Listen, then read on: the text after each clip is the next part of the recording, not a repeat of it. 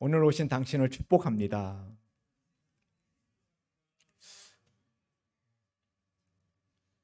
아, 오늘 우리가 상고하고자 하는 하나님의 말씀은 음, 마태복음과 마가복음과 누가복음 세 복음서에 다 똑같이 나오는 내용입니다.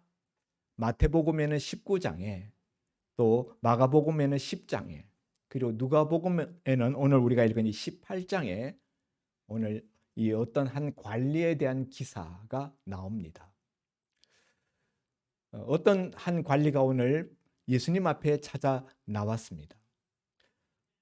사람들이 예수님 앞에 나올 때는 어떤 문제를 가지고 그 문제의 해결함을 받기 위해서 예수님 앞에 찾아 나오곤 했습니다.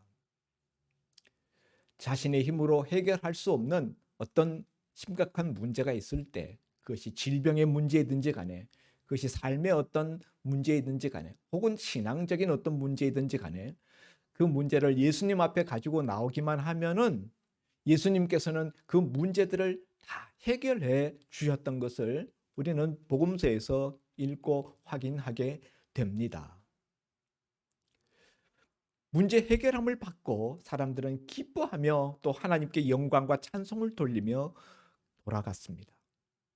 그런데 오늘 본문에 나온 이 어떤 한 관리는 분명히 문제를 가지고 예수님 앞에 해결받으려고 나왔는데, 결과적인 모습은 문제를 해결받고 기뻐하며 돌아간 것이 아니라 근심하며 돌아갔다라고 되어 있습니다.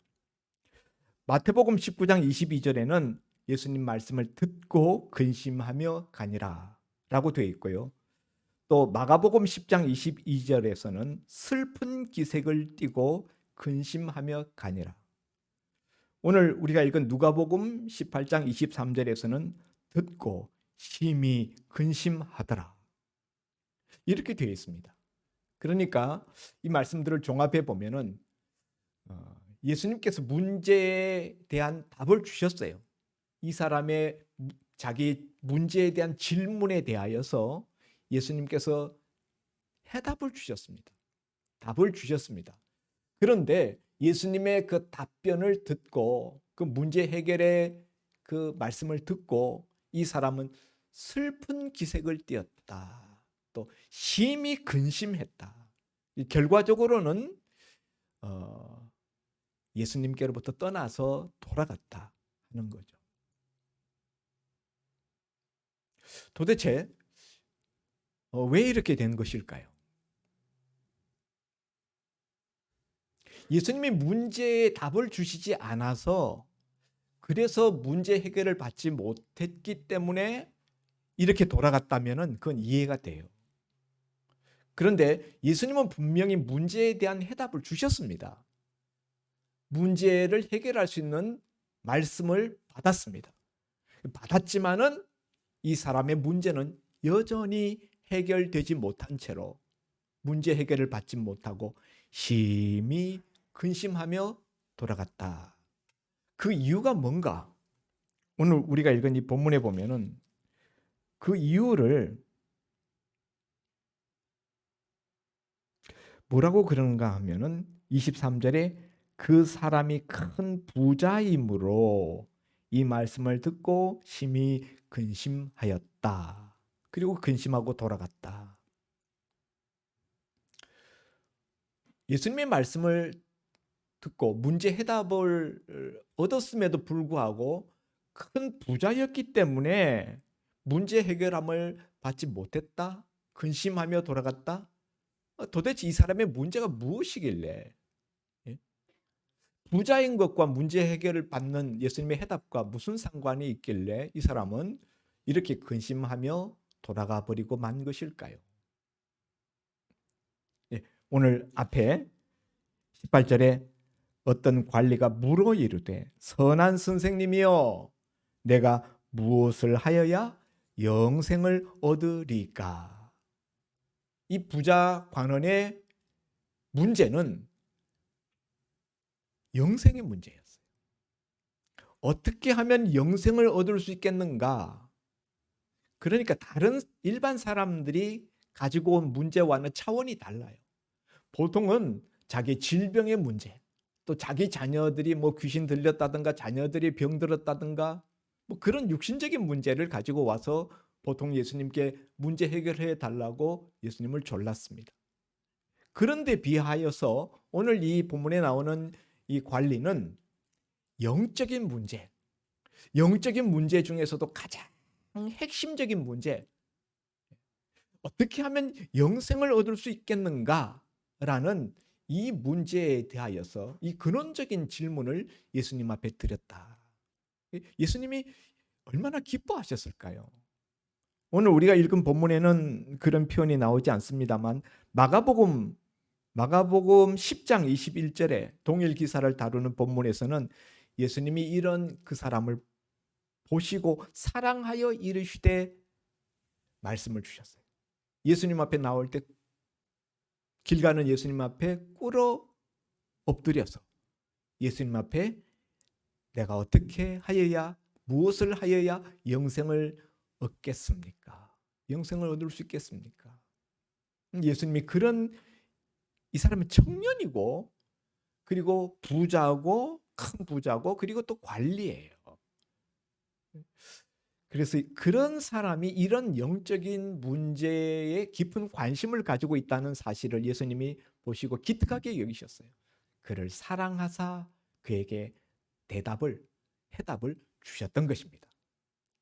그런데 결과는 이 사람을 시험 들게 하였고 이 사람이 슬퍼하게 만들었고 심히 근심하게 만들었고 예수님을 떠나가게 만들었다는 것입니다. 예수님의 대답이 뭐길래, 영생 얻는 문제에 대한 예수님이 주신 그 답변, 해답이 무엇이길래 이 사람은 예수님의 그 말씀을 듣고 돌아갈 수밖에 없었는가 하는 것이죠. 예수님의 대답, 실제 보니까 핵심은 뭐냐면요, 예수님이 처음에는 내가 계명을 안 하니 간음하지 말라, 살인하지 말라, 도둑질하지 말라, 거짓 증언하지 말라, 내 부모를 공경하라 하였느니라.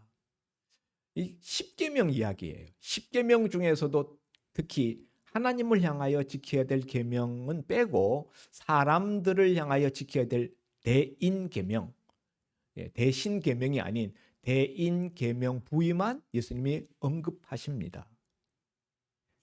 10계명의 대인계명들을 지키라 하였느니라 이렇게 말씀하셔요. 그러니 이 부자 관리가 이것은 내가 어려서부터 다 지켰습니다. 어릴 때부터 10계명 철저히 지켜왔습니다. 그렇게 대답하자 예수님이 이 말을 들으시고 내게 아직도 한 가지 부족한 것이 있다. 그게 뭐냐?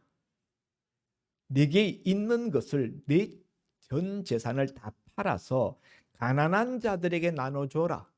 그리고 와서 나를 따르라. 그러면 하늘에서 내게 보화가 있으리라. 그러니 이 말을 듣고 이 사람이 큰 부자였기 때문에 근심하다가 예수님을 떠나 돌아가 버렸다는 거죠. 예수님은 나를 따르라 했는데 예수님을 따르지 못해요. 예수님의 이 말씀을 따를 수 없었기 때문에. 사랑하는 성도 여러분, 만일 예수님이 오늘 우리 가운데 나타나셔서 우리에게 내 전 재산을 다 팔아서 가난한 자들에게 다 나눠줘라. 그리고 와서 나를 따르라. 그렇게 만약 말씀하신다면은 그렇게 하실 수 있겠습니까?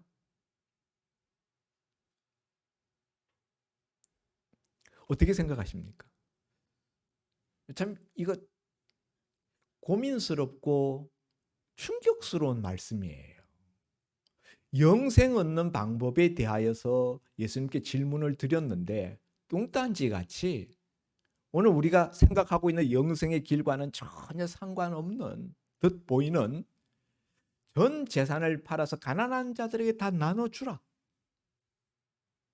아니 예수님 지금 이 사람 거지 만들려는 겁니까? 다 나눠주면 자기는 어떻게 살라고? 그다음부터 뭐 동양하고 북을하고 살아야 됩니까? 예수님이 내 이웃을 내 몸과 같이 사랑하라 말씀하셨지만은 뭐 여기 이 대인계명을 한마디로 줄인다면은 내 이웃을 내 몸과 같이 사랑하라인데 내 몸과 같이 사랑하라 했지 내 몸보다 이웃을 더 사랑하라 이렇게 말씀하시지는 않았잖아요. 응? 내 몸보다 내 이웃을 먼저 사랑해라 그렇게 말씀하지는 않았어요. 내 몸을 사랑하는 것처럼 내 몸만 사랑하지 말고 내 이웃도 사랑해라. 내 몸을 사랑하는 것처럼 내 이웃도 사랑해라. 예수님이 그렇게 말씀하셨지. 이건 그 말씀보다도 너무 나간 거잖아요. 내 전 재산을 다 팔아서 가난한 사람에게 나눠주라. 과연 이 말씀을 우리에게 하신다면 이 말씀을 우리가 따를 수 있는 사람이 우리 가운데 몇 명이나 될까요? 거의 없을걸요. 그런데 이렇게 이거 시험 들게 하는 말씀이에요. 뭐 예수님이 이 사람한테 무슨 억하심정이 들어서 염장 지르듯이 이렇게 말씀해서 이 사람 시험 들어서 떠나게 하시려고 이런 말씀하신 걸까요? 저는 미숙해서 제가 목회하면서 제 미숙함 때문에 말을 잘못해서 성도들이 상처받고 시험에 들고 그래서 한동안 교회를 안 나오기도 하고 또 어떤 분은 교회를 떠나기도 하고 그런 일들이 가끔 있었습니다. 많지는 않았지만 예수님은 지금 이 사람을 떠나게 만들었어요. 시험 들어서 떠나게 만들었어요. 예수님은 저처럼 미숙한 분이 아니잖아요. 저도 전혀 뭐 상처 주려는 의도가 없이 제가 한 말인데도 그 말로 상처받고 시험 드시는 그런 경우들을 보았습니다. 사람의 심리를 파악하지 못하고 제가 미숙함 때문이죠. 예수님은 완벽하신 분이십니다. 우리의 마음의 생각까지 다 읽으시고 아시는 분이십니다. 그런 분이 왜 이렇게 말씀하시나요?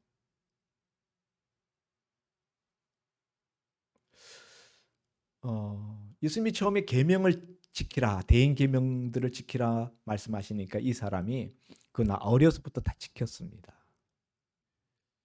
그러니까 그래? 근데 너 한 가지 부족한 게 있다.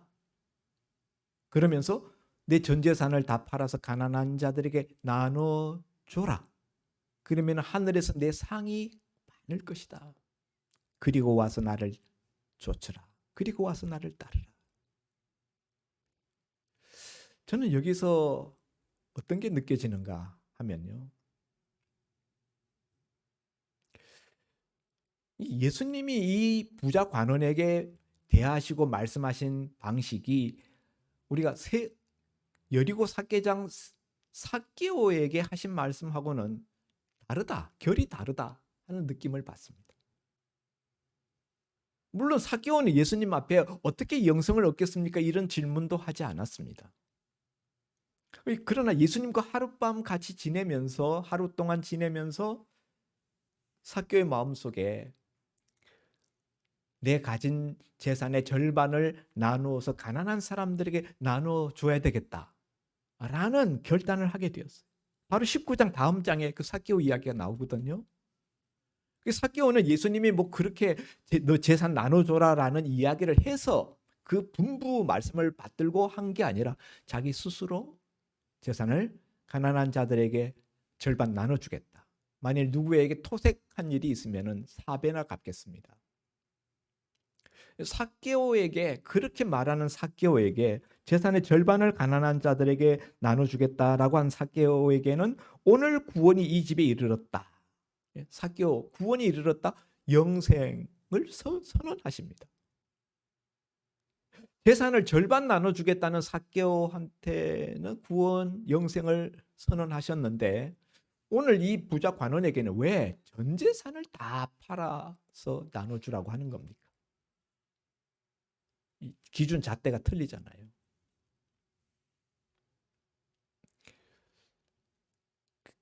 그래서 우리가 오해하지 말아야 되는 것은 오늘 이 말씀이 영생을 얻는 어떤 방법으로 전 재산을 팔아서 모든 가난한 자들에게 나눠주는 선행을 하여야 구원받는다라는 말씀을 하시려는 것이 아니라는 걸 알아야 돼요. 오늘 왜 이런 이야기를 합니까? 계명을 지키라고 말씀했더니 이웃사랑의 계명을 지키라고 했더니 그거 다 지켰습니다라고 말했기 때문이에요. 그 이웃사랑의 대인계명을 한마디로 줄이면은 내 이웃을 내 몸과 같이 사랑하라 하는 것입니다. 그래서 예수님이 이 사람의 말에 진정성, 내가 정말 내 이웃을 내 몸과 같이 사랑한단 말이냐? 내가 정말 계명을 다 지키는 자이냐? 그러면 한번 이렇게 해봐. 전 재산 나눠서 다 가난한 사람들한테 나눠줘봐. 그럼 내가 인정할게. 그런 뜻이에요. 이 사람은 지금 어떤 생각을 가지고 있는가 하면 자신은 영생을 받을 수 있다고 생각해요. 왜냐하면 나는 율법을 다 지켰기 때문에. 나는 율법을 어려서부터 다 지켜온 율법 준수자이기 때문에 나는 의인이고 나는 영생을 받을 수 있다. 이런 그 의인의식, 영생을 나는 받을 수 있다라는 자기의식, 이것에 대해서 예수님이 아니라는 거예요. 너 의인 아니야. 너 율법 다 지킨 자가 아니야. 그거를 깨닫게 하시려고 그와 같은 자신에 대한 잘못된 자기 인식, 오해에 대하여서 율법 완전 준수자라는 자기 스스로의 그 잘못된 오판에 대하여서 그걸 깨뜨려 버리시고 인식의 전환을 일으키시기 위해서 주신 처방이에요. 이렇게 해야 영생 얻는 길이기 때문에 그렇게 말씀하시는 게 아니에요. 그렇게 하면 오늘 보면 영생을 얻는다라고 말하지 않고 내게 있는 것을 다 팔아 가난한 자들에게 나눠주라. 그리하면 하늘에서 내게 보화가 있으리라 그랬어요. 그렇게 하면 하늘에서 보화가 있다고 그랬지 그렇게 하면 내게 영생이 주어진다라고 말씀하시는 것은 아니다. 그렇게 하고 난 다음에 나를 따르라 하는 것이 예수님이 이 말씀을 주신 핵심이에요. 무슨 이야기인가 하면 이 사람은 지금 예수님을 따를 수가 없어요. 예수님은 사실 이 사람을 보고 사랑하사 주신 말씀이에요. 시험 들어서 삐져서 도망가게 만드시려고 주신 말씀이 아니라 그를 사랑하사 그를 제자 삼고 싶으셔서 주신 말씀이에요. 그리고 와서 나를 따르라. 22절 끝에 이 말씀은 예수님이 제자 삼고 싶다는 거예요. 내가 너를 제자 삼고 싶다. 예수님을 따르던 베드로, 야고보, 요한 이 사람들은 예수님이 부르실 때 어떻게 하고 예수님을 따랐습니까? 배와 그물, 물고기들을 버려두고 그리고 예수님을 따랐어요. 오늘 이 부자 청년은 예수님이 부르고 싶을 정도로 괜찮은 사람이에요. 그런데 이 사람이 예수님 앞에 나오는 데 있어서 걸림돌이 있었어요. 결정적인 걸림돌이 있었어요. 그것은 무엇인가 하면은 재물에 대한 애착이에요. 그에게 있어서 재물 가진 것은 마치 신과 같았습니다. 하나님과 같았어요. 그는 예수님의 말씀에 의하여서 내 이웃을 내 몸과 같이 사랑하라 하는 이 말씀을 지킬 수 없는, 그것을 행할 수 없는 그런 자신임을 예수님께서 이렇게 폭로시키시고 뿐만 아니라 대인계명뿐만 아니라 대신계명, 하나님께 대하여서 10계명의 제1계명 내게 나 외에 아무 어떤 것도 있게 하지 말라. 여호와 외에 내게 다른 섬길 자가 있게 하지 말라. 그 10계명의 제1계명, 그것조차도 사실은 지키지 못한 자라는 것을 예수님이 지금 드러내고 계시는 거예요. 그에게 있어서 제일 첫 번째는 하나님이 아니고 재물이었어요. 예수님이 내 있는 재산을 다 팔아 가난한 자들에게 나눠주고 와서 나를 따르라. 그 말씀을 이 사람은 따를 수가 없었습니다. 너무 큰 재물을 가지고 있는 부자였기에. 그리고 사실은 그 뒤에 근본적인 가장 큰 이유는 재물이 많아서가 아니라 사실은 그 재물을 영생보다 더 크게 여겼기 때문이에요. 내가 재물을 잃고 영생을 얻느니 영생을 잃고 재물을 내가 취하여야 되겠다 라는 계산 때문이었죠. 예수님은 이 사람 속에 있는 이 만몬신, 이걸 간파하고 있었어요. 이 하나님보다 더 사랑하는 것, 영생보다 더 사랑하는 이것이 무너지지 아니하면은 그 걸림돌이 제거되지 않고서는 예수님 앞에 나올 수 없다는 것. 예수님 제자 삼고 싶지만은 예수님 따라 나왔던 베드로나 야고보나 요한처럼 그렇게 예수님을 쫓을 수 없는 것을 예수님이 파악하시고 그것을 무너뜨리시고 그의 속에 있는 견고한 그 만몬신, 그것을 깨뜨려 부수어 주심으로 예수님을 따라 나오는 자로, 그래서 마침내 영생 얻는 자로 삼고 싶으셔서 이런 말씀을 주셨다는 거예요. 나를 따르라. 시험 들어서 쫓아버리게 하는 것이 목적이 아니라 예수님을 따르게 하는 것이 최종 목적입니다. 왜냐하면 영생은 예수님을 따르는 데 있기 때문이에요. 영생은 예수님이 주시는 거예요. 영생을 주시는 주, 그분은 오직 예수님뿐입니다. 내가 곧 길이요 진리요 생명이니 나로 말미암지 않고는 내 아버지께로 올 자가 없느니라. 영생은 유일하신 하나님과 그의 보내신 자 예수 그리스도를 아는 것이다. 영생은 예수님 안에 있어요. 예수님이 영생을 주시는 분입니다. 제대로 잘 찾아왔습니다. 해답을 갖고 계시는 영생 주시는 분한테 찾아왔습니다. 그런데 영생을 놓치고 말았어요. 왜냐하면 영생보다 재물을 더 크게 여겼기 때문에.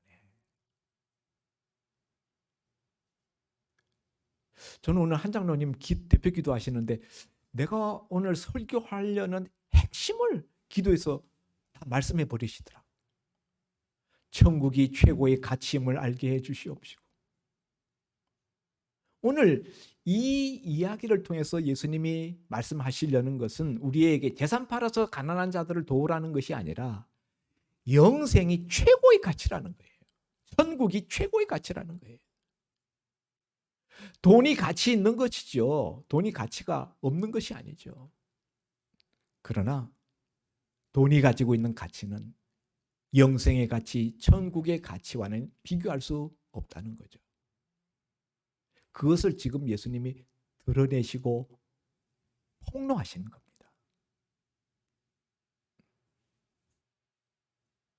그리고 예수님을 따름에 있어서 우리가 손해보고 우리가 물질적으로 희생하고 하는 그런 부분이 발생할 때 그것에 대해서 두려워하지 말라는 거예요. 전 재산 다 팔아서 가난한 자들에게 나눠주고 그리고 와서 나를 따르라. 그러면은 너에게 하늘에서 보화가 있으리라. 그리고 뭐라고 이야기하는가 하면은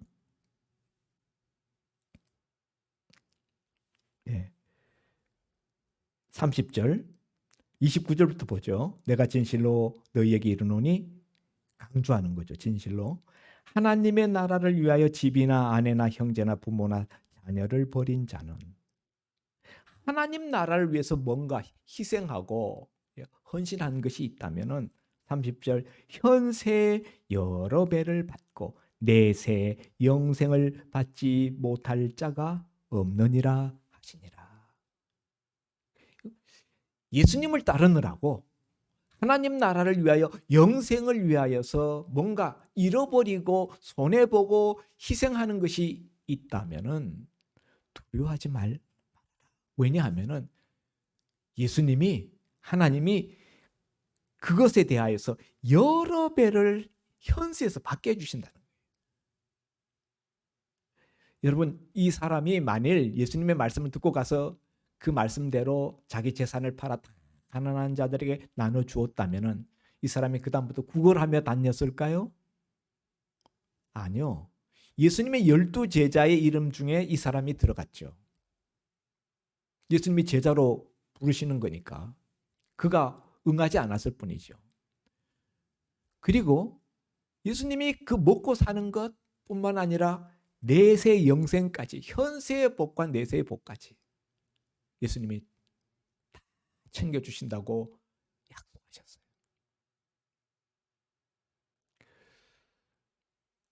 오늘 예수님은 저와 여러분한테 전 재산 다 팔아서 가난한 자들에게 나눠주라 이렇게 말씀하지 않습니다.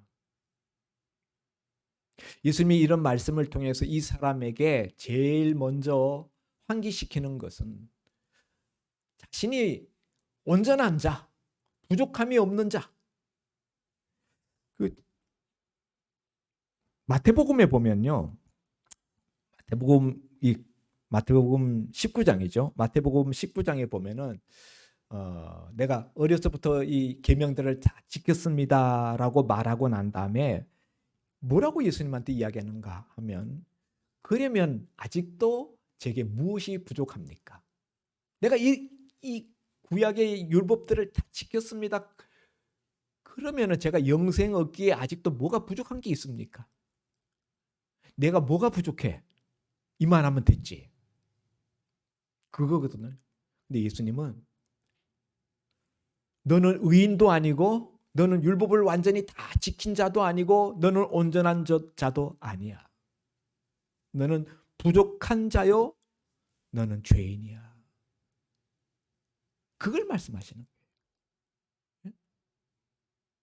그리고 그것이 자기 속에 확립되기 이전에는, 그런 인식이 있기 전에는 영생의 길로 나갈 수 없다는 거예요. 예수님이 이런 정말 과격한 이런 주문을 하신 이유는 이 사람 속에 있는 의인의식, 나는 완전하다, 나는 온전하다, 이만하면 됐지, 나는 의인이야 라는 이런 의식에 대해서, 너 그거 가지고서는 영생 얻을 수 없어. 나는 죄인입니다. 나는 부족하기 짝이 없는 존재입니다. 그런 의식이 있어야 되는데 그게 없어. 그래서 예수님이 지금 이런 과격한 말씀을 하시는 거예요. 오늘 우리는 그렇지 않아요. 오늘 우리는 하나님 앞에 나는 죄인입니다. 나는 부족합니다. 저는 물질보다 영생이 더 귀한 것을 저는 압니다. 그 제가 고백합니다. 그렇기 때문에 우리한테는 이런 말씀 안 하셔요. 어떤 의미에서 예수님이 네가 그렇게 잘났어? 네가 그렇게 온전하다고? 그래? 그럼 한번 해봐. 전 재산 다 팔아서 가난한 자들한테 나눠줘봐. 일종의 그의 교만함을 폭로시키고 그의 내면의 부족함을 드러내시는 그런 방편으로 주신 말씀이지, 이것이 영생 얻는 방법으로 주신 말씀은 아니다. 그러나 이 말씀이 우리에게 굉장히 많은 인사이트를 줘요. 나는 부족합니다라는 의식이 없으면은 영생의 길에 설 수도 없습니다. 그래서 우리는 늘 하나님 앞에 나는 죄인입니다. 나는 부족한 존재입니다. 라는 겸비한 마음을 가져야 되고요. 영생은 어떻게 얻느냐? 영생은 예수님 안에 있고 예수 믿고 예수 따르는 데 있어요. 그래서 예수님이 나를 따르라고 그에게 주문하지 않습니까?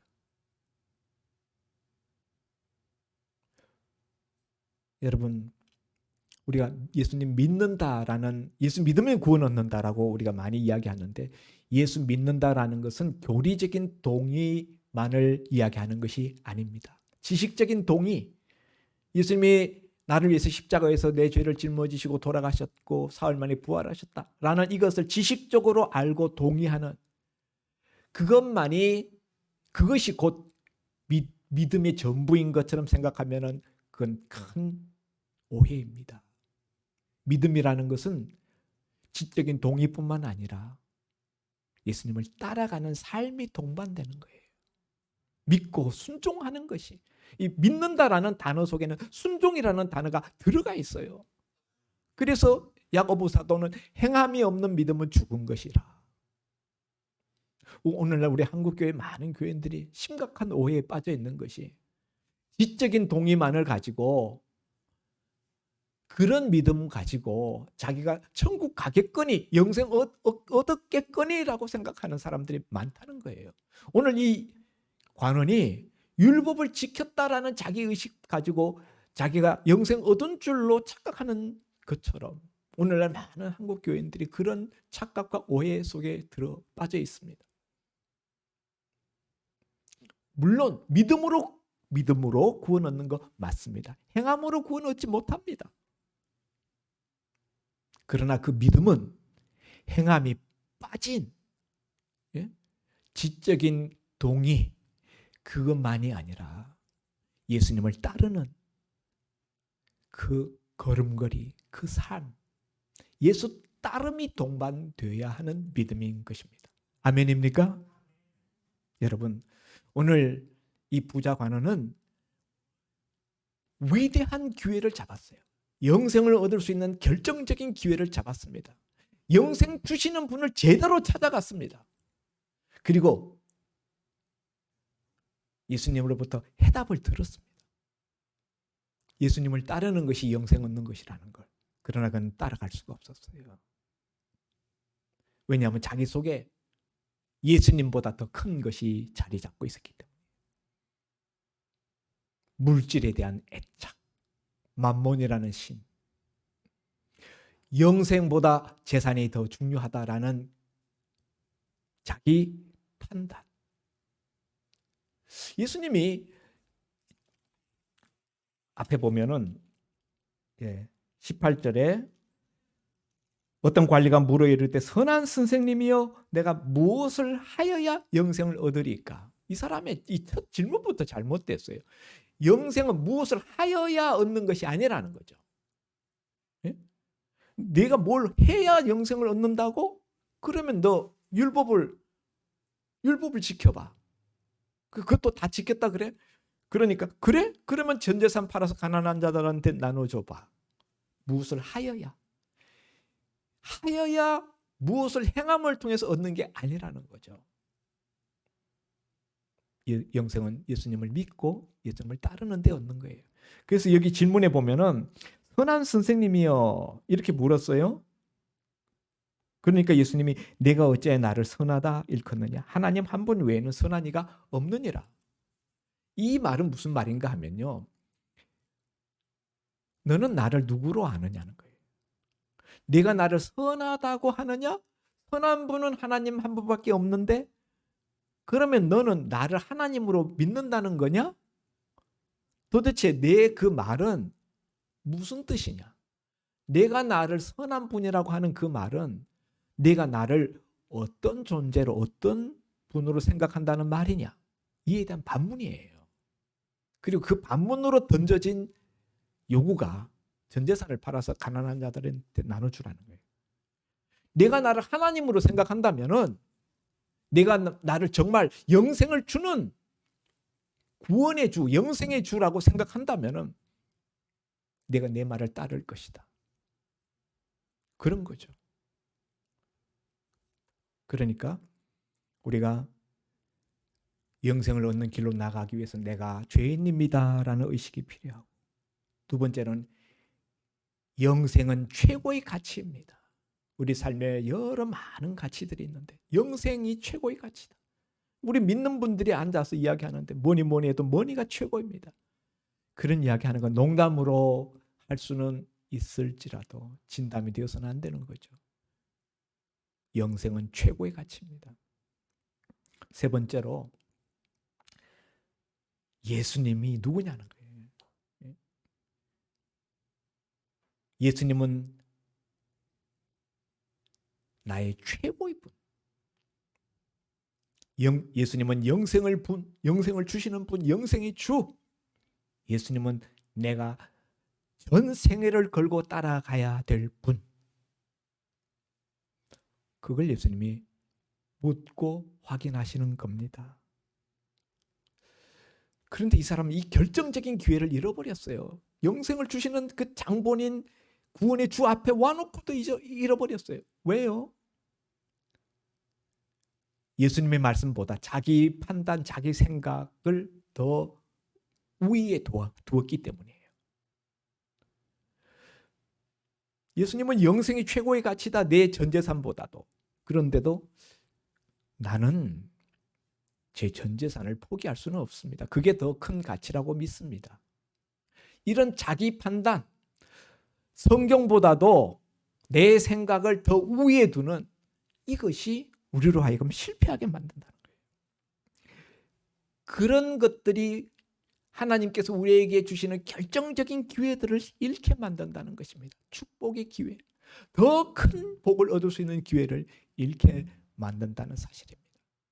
오늘 이 말씀을 통하여서 우리가 어떤 모습으로 주님을 따라야 될 것인가 하는 것을 다시 한번 생각해 보시면서, 오늘 이 자리에 앉은 분 중에는 한 분도 영생 얻는 기회를 잃어버리지 않는 저와 여러분이 될 수 있기를 바랍니다. 오늘 이 말씀 듣고 새로운 각오로 주님을 새롭게 믿고 새롭게 따라가는 걸음걸이가 시작되기를 주의 이름으로 축원드립니다. 기도합니다. 하나님 아버지, 오늘 예수님 앞에 문제를 들고 나왔다가 예수님의 해답을 들었지만은 스스로는 해답을 얻지 못하고 근심하며 돌아갔던 부자 관원의 이야기를 우리가 들었습니다. 아버지 하나님, 오늘 예수님께서 왜 부자 관원의 염장을 지르시는 주문의 말씀을 하시면서 그로 하여금 크게 근심하게 만들었는지, 그를 결코 실족시키려고 주신 말씀이 아니라 정말 그를 영생의 길로 인도하고자, 그리고 그를 예수님의 제자 삼으시고자 그렇게 하셨다는 것, 더 큰 복, 현세의 더 큰 복과 내세의 영생을 주시고자 그리 하셨다는 것을 오늘 말씀을 들으면서 우리가 깨달았습니다. 주님께서 우리에게 혹 이런저런 주문과 어떤 분부를 하실 때 오늘 내게 말씀하시는 그분이 어떤 분인지를 우리가 먼저 알고, 내 생각, 내 판단보다 주님의 말씀, 또 성경의 말씀을 더 우위에 두고 따라갈 수 있는 저희들 되게 하여 주옵소서. 그리고 그 말씀을 따르는 데 있어서 우리가 겪게 되는 갈등이나 어려움이나 희생이나 손해를 두려워하지 않는 저희들 될 수 있게 하여 주옵소서. 그런 믿음의 사람들 되게 하여 주옵소서. 예수님 이름으로 기도하옵나이다. 아멘.